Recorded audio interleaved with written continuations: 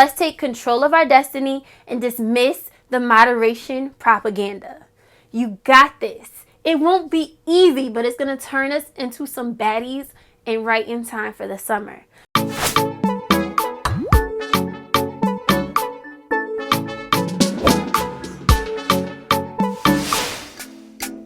Everything you have been told is a lie. Nah, just kidding. Not everything, but just most of it.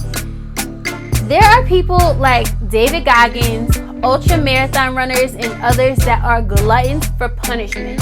People that like to endure pain to meet their goals. So I guess really they're gluttons for self-improvement and self-discipline. Then there are the rest of us. The regular ass people that swear we want to eat healthier or to lose weight or to become vegan, but we cannot seem to get our shit together. So it's not entirely your fault, but I will tell you a secret. Moderation is a joke. I said it. You had to hear it because we've been coddled far too long. In this video, I'll tell you why everything in moderation is a lie we love and what the alternative is. Humans evolved in environments of uncertainty as it relates to food. There were times of famine and scarcity.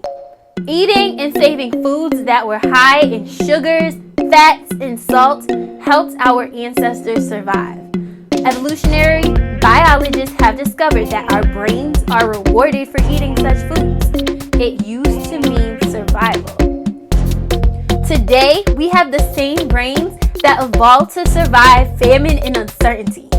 Unlike our brains, science and technology have advanced leaps and bounds, even in the last 100 years. The discovery of penicillin and other antibiotics kicked off an era that saved thousands of lives. So you think that humans would be healthier, right? But instead of us dying from infectious diseases, we are fatter and plagued with chronic diseases now more than ever. Many people know that the food that they eat can directly impact their health, from asthma to cancer. With each bite, you are feeding disease or fighting it. So the question remains, why can't I stop driving 30 minutes in one direction to buy healthy bakery cookies that I sneak and I eat in my car? I'll listen to motivational videos on YouTube declaring that today I will eat no sweet things. Okay, no. Today, I will eat sweet things in moderation because I have willpower and self-control, and I'll get out my little measuring cup and eat only the portion size, and then another until F it, the damage has been done. This all brings me to talk about hyperpalatable foods. These are foods that were manufactured to taste so damn good that you will always want more. Even so-called healthy snacks are usually hyperpalatable. A lot of the brands that we're familiar with and that we love have hella money. And with this money, they hire teams of scientists to make delicious and addictive foods that hijack our brains so that you can't get enough. Not only do these companies hire food scientists, but they also hire marketing experts. They have access to the latest research about the human mind, and they buy the best technology. All of their resources mobilized toward one goal: money, honey. They get you to love their products and to buy more. It's not only big food companies that create hyperpalatable foods. All of the cookies that I love come from small bakeries. They're not evil, rich global corporations. They're just people that know the way to my heart so that I can dig into my pocket and give them money for their delicious, sweet, salty, fatty treats. Fat, salt, sugar are the magic ingredients that will make you lose control and keep you coming back for more. So what's the problem? Well, you are likely struggling to eat something moderately because you clicked on this video. And according to the dietary guidelines for Americans for 2020 through 2025, 80% of Americans have dietary patterns that are low in vegetables, fruits, and dairy. So while I'm not about that dairy life, we can all agree that vegetables will nourish and heal your body. I thought it would be fun as well as enlightening to compare the foods that so many of us love to the foods that we should eat more of. I also wanted to see exactly how foods concocted in factories with a litany of unpronounceable ingredients can continuously beat out food that is so nourishing and healing to our bodies. Welcome to the battle of whole foods versus processed foods. We are going to put 6 foods head to head to see which would capture your attention, which you're going to reach for, if it's in the cupboard or in the fridge. We are going to see what these foods are really made of and who is going to win at the end of the day in your brain. My hypothesis is that the real food won't win, not against the hyper-palatable processed foods. If you have a choice between the two, you are likely going to go with those hyper-palatable processed foods because, baby, they are hyper-palatable and they are delicious. They are engineered in such a way that keeps you coming back for more. Because food companies are not going to create something that you're not going to reach for again and again, and you're not going to want to slip into your cart again and again. But alas, here are our contenders in this battle for room in your belly. We have grande matcha latte, we have hip peas, and we have Divi's vegan chocolate chip cookies. They're up against collard greens, pineapple, and celery. First up are don't let me forget, we have 28 grams, which is 1 serving size of the processed foods, versus 100 grams of our whole foods. Just to give you an idea, 1 gram is about the weight of a pen cap or about the weight of a paper clip. So we are actually pitting way more in quantity of whole foods up against the processed foods. First up is the sweets.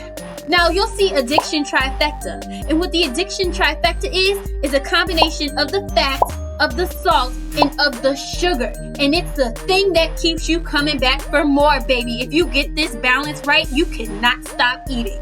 So let's see who has the combination that'll win. Looking at our humble pineapple, we are going for 1/10 of a fat calorie, or calories from fats. Looking at our Divi cookie, they're winning by 60 calories from fat. So that payoff is way bigger. Our humble pineapple has 1 milligram of sodium versus 25 milligrams of sodium in our cookie. The sugar is about the same. But don't forget, guys, you can eat way more pineapples than you can this 1 serving of cookie. Up next is our savory category. The calories from fat is the same, the sugar is comparable, but dang on it, the sodium, this is where our hip peas stand out.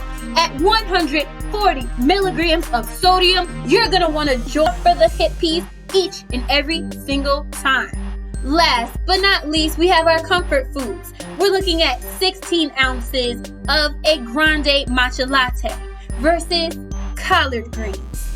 Already, Starbucks matcha latte is coming in first with 60 calories from fat, followed up by a robust 160 milligrams of sodium. That 6.1 milligram of sodium can't even contend.